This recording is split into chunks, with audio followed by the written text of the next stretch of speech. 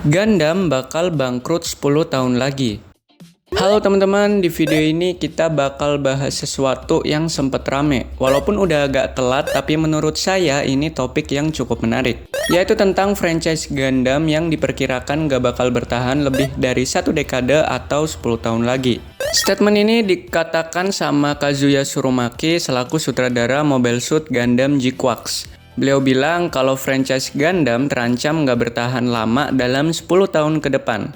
Alasannya karena ngendarain robot besar udah nggak relevan sama anak zaman sekarang. Beda sama zaman beliau kecil di mana motor sama mobil bisa memicu imajinasi buat ngendarain robot gede. Kazuya Tsurumaki juga bilang kalau anak sekarang cenderung suka sama tema fantasi sihir dan psikis.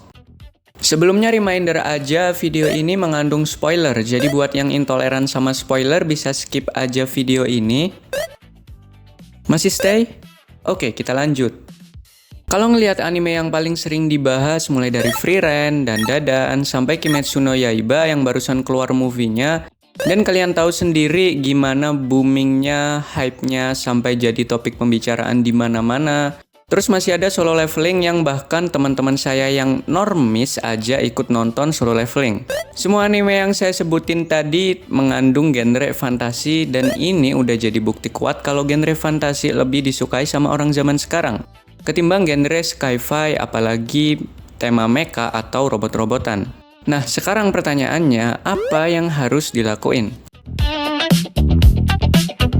Kembali ke tahun 79 di mana awal dari perjalanan franchise Gundam. Gundam rilis di tahun 1979 yang mana di tahun itu lagi rame tema sci-fi dan robot-robotan kayak Voltus V, Transformers G1, Astro Boy, dan masih banyak lagi.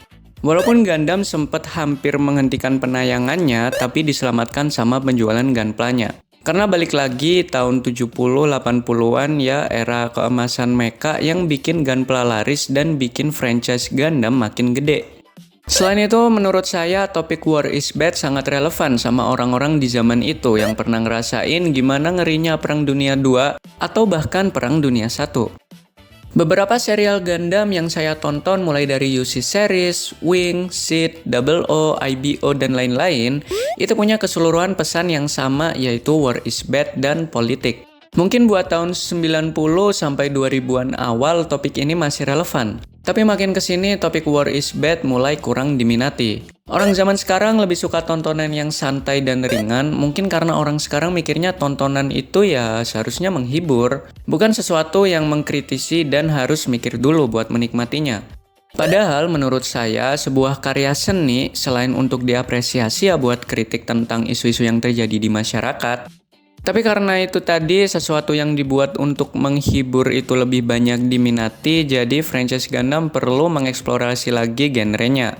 Sebenarnya dengan alternate universe, franchise Gundam punya kesempatan buat bereksperimen bikin cerita yang lebih fresh dan bisa sedikit merubah jalan ceritanya jadi lebih ringan. Nggak harus ngubah Gundam 180 derajat jadi anime isekai fantasi yang settingnya medieval, ya pasti nggak bakal nyambung juga. Mungkin bisa coba tema kayak Honkai Star Rail yang gabungin sci-fi sama fantasi. Dan hasilnya kayak yang kita tahu gimana gedenya nama dan komunitas Honkai Star Rail. Atau kalau emang mau pertahanin topik War is Bad, mungkin bisa diganti fokus utamanya dari War is Bad jadi fokus ke karakternya.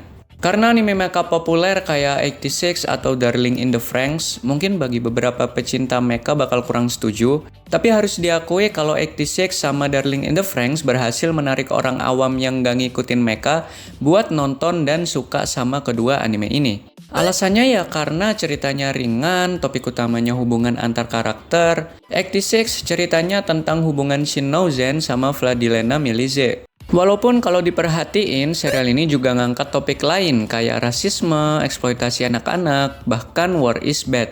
Tapi tetap fokus utama di seri ini ya hubungan antar karakternya. Sejauh apapun kita berpisah, takdir akan selalu mempertemukan kita. Darling in the Franxx apalagi udah jelas banget lah duo bucin Hiro sama Zero Two itu. Hubungan antar karakter yang saya sebutin tadi sebenarnya udah diterapin di seri Gundam G-Quarks. Sayangnya hubungan karakter ini nggak jadi fokus utama dan fokus utama di seri ini adalah New Type. Yang mana ini malah lebih dalam dan filosofis mungkin. Padahal ini anime yang digarap serius loh, apalagi ini kolaborasi Studio Khara sama Sunrise. Hasilnya ya kualitas visual yang bagus banget, tone warna dan vokal poinnya diperhatiin, background musiknya juga cocok sama suasana tiap scene-nya, apalagi soundtracknya ada Kenshio Nezu sama Sui-chan yang mantep banget lah pokoknya. Tapi mau gimana pun, kalau story-nya kurang menarik, ya orang-orang pada nggak tertarik. Sama kayak resto yang bangunannya udah bagus, fasilitasnya lengkap, tapi makanannya nggak cocok. Ya kita nggak bakal tertarik dong. Di sini bukan berarti story-nya jelek atau gimana ya, malah story di seri Jit-Quax ini termasuk jenius dan fresh. Story-nya ngangkat multiverse di mana Zeon menang perang. Dengan dunia baru, karakter baru, eksekusi baru, tapi tetap pakai elemen-elemen lama. Dengan begitu, seri ini bisa ditujukan ke pemula yang gak ngikutin Gundam sekaligus fans Gundam lama. Ini pernah saya omongin di video sebelumnya. Kalian bisa nonton Thunderbolt atau Jit-Quax ini. Dua-duanya aman dan gak bikin kalian bingung. Sayangnya storytelling di seri Jit-Quax ini rasanya kayak roller coaster. Kalau kalian tahu roller coaster, waktu naik ke atas tuh lama banget. Terus tiba-tiba turunnya ngebut. Dan ada beberapa yang temponya kerasa loncat-loncat. Nah, itulah yang saya rasain waktu nonton seri Jit-Quax. Di episode awal tuh story-nya kerasa ngalir perlahan, kita dikenalin sama dunianya. Tapi semenjak Psycho Gundam muncul, tiba-tiba alurnya tuh kayak cepet banget gitu. Kayak tiba-tiba terjadi Zack Nova di dalam koloni, Macho yang ke bumi tapi rasanya kayak cuma semalam doang. Terus ada juga Sharia Bull yang ternyata mau melengsarkan Shiria sama Giren. Runtutan adegan ini terjadi secara berturut-turut, jadi kita sebagai penonton nih kayak nggak dikasih nafas gitu. Belum lagi ada istilah-istilah aneh tanpa penjelasan kayak partikel Minovsky, Psychomo, New Type. Saya sebagai fans Gundam yang nggak masalah dan seneng aja, apalagi ini film Gundam dengan audiovisual terbaik saat ini. Cuma buat pemula mungkin bakal bingung dengan beberapa istilah aneh dan runtutan adegan di seri ini. Jatuhnya seri ini punya world building yang terlalu luas tapi dipaksain ke 13 episode. Kenapa saya pakai seri Jit-Quax buat contoh ya karena ini anime Gundam terbaru dan yang bisa kita bandingin sama anime Spring 2025 kayak Witch Watch ataupun Lazarus. Di My Anime List, rating Gundam Jit-Quax ini dapat di 7,3/10 dari sekitar 50.000 user. 50.000 user itu termasuk sedikit kalau bandinginnya sama anime kayak Lazarus yang dirating sama 223.000 user atau Witch Watch yang dirating 178.000 user. Padahal Gundam Witch from Mercury aja dirating sama 179.000 user. Ya walaupun WFM udah rilis 3 tahun yang lalu, tetap aja perbandingannya cukup jauh sama 55.000. Apalagi buat sebuah franchise yang udah 45 tahun lebih berdiri dan jadi bagian dari pop culture di Jepang. Bisa kita lihat dari life size statue Gundam yang ada di Jepang sama Cina, diangkatnya Yoshiyuki Tomino sebagai orang yang berpengaruh dalam budaya Jepang di tahun 2021. Terus kalau kalian ngikutin Dadadan, di situ ada cukup banyak referensi dari seri Gundam. Contohnya kayak waktu Kinta nyerang makhluk tembus pandang, dia neriakin Jetstream Attack. Ada patung Buddha yang pakai Vanel Nu Gundam.